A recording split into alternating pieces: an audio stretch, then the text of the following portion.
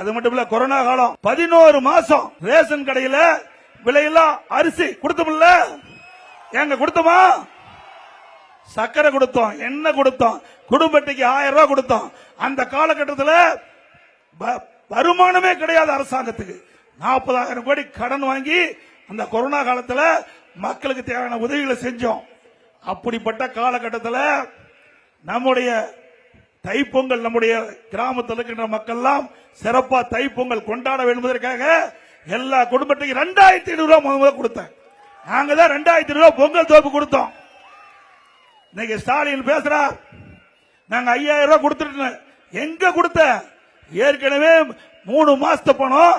இப்ப தேர்தல் வந்ததுனால மக்கள் இடத்துல செல்வாக்கு இருந்ததுனால 2000 ரூபாய் கொடுத்து 5000 ரூபாய் கொடுத்து மக்களை ஏமாத்துற திரு ஸ்டாலின் அவர்களே, அண்ணா திமுக ஆட்சி பலதுடனே எல்லா குடும்பத்தில் இருக்கின்ற நம்முடைய குடும்ப தலைவருடைய வங்கி கணக்கில் 10,000 ரூபாய் வழங்கப்படும். மத்திய அரசு எங்களோடு இருக்குது, மத்திய அரசு எங்களோடு இருக்குது. தேவையான நிதியை பெறுவோம். அது மட்டுமல்ல, கொரோனா காலம், கொரோனா காலத்தில் பள்ளியில் மூடப்பட்டது, கல்லூரியில் மூடப்பட்டது, மாணவர்கள் மன உளைச்சல் இருந்தாங்க. அவருடைய கோரிக்கை ஏற்று நம்முடைய பள்ளி மாணவர்களுக்கு ஆல் பாஸ் போட்டு கொடுத்தோம். கல்லூரியில் படிக்கின்ற மாணவருக்கு ஆன்லைன்ல வகுப்பு.